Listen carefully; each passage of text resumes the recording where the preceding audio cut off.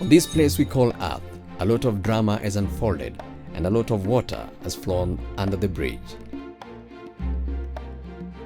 Nyanza Province, Kenya was the birthplace of a revelation no one ever thought was possible.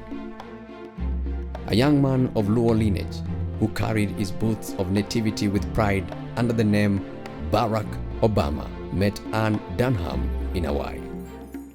After convincing Anne Dunham that he was the sugar in her tea, they settled down and shaped Hussein Obama's fetters.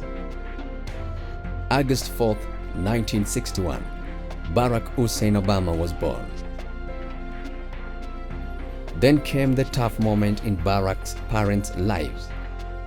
Barack Obama Sr.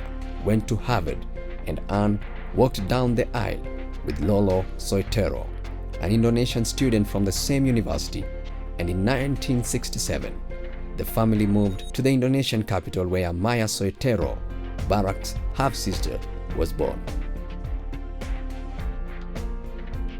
Barack plodded with a different language altogether while undergoing schooling at a Jakartan school.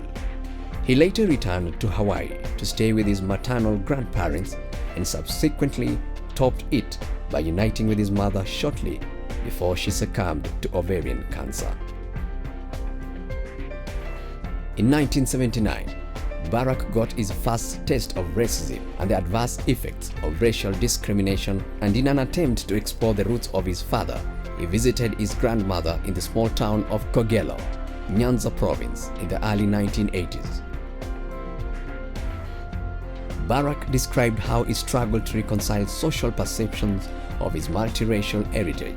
He admitted using alcohol, marijuana, and cocaine during his teenage years owing to the many delusions created on his unripe mind and the fatal death of his biological father in 1982. Upon finishing high school, Barack studied at the Occidental College in Los Angeles for 2 years before moving to the Columbia University in New York City, where he graduated with a major in political science and a specialization in international relations.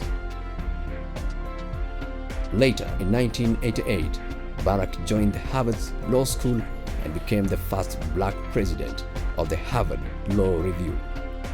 Barack Obama met Michelle Robinson in 1989 while she was mentoring a summer associate from Harvard.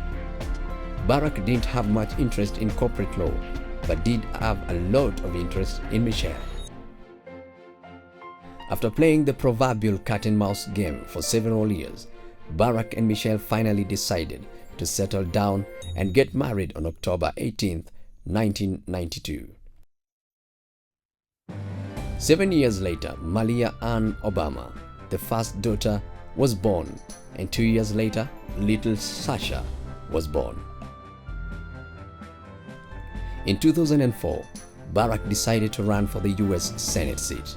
As Barack's name recognition rose, voters took a liking to the bright, charismatic senator. He won decisively in the March primary, dispatching the other 6 candidates. On January 5, 2005, Barack was sworn in as a senator. He ranked 99th out of the 100 senators in terms of official seniority. 2006 saw the return of Senator Barack Obama to Kenya to visit his grandmother, Sarah Obama, whom he had a close relationship with. In February 2007, he declared that he will be running for the post of the President of the United States. Some of his advocacies were an end to the war in Iraq, a universal healthcare mechanism, and increased energy independence.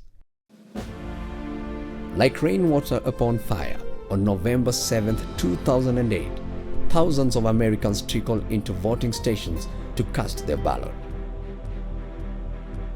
Americans waited to see who would triumph, and after majority of the votes were tallied, Barack Hussein Obama was declared the winner of the presidential elections, and he became the president-elect of the United States of America.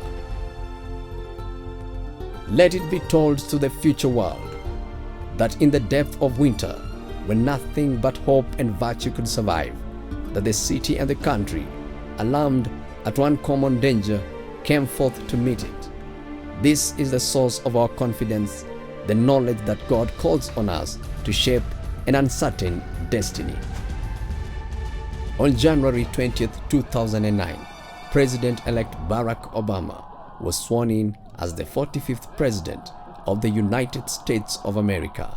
I, Barack Hussein Obama, do solemnly swear, preserve, protect, and defend the Constitution of the United States. So help you God? So help me God. Congratulations, Mr. President.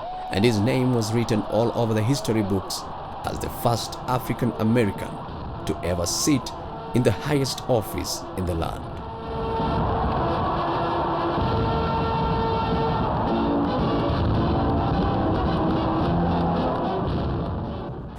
With hope and virtue, let us brave once more the icy currents.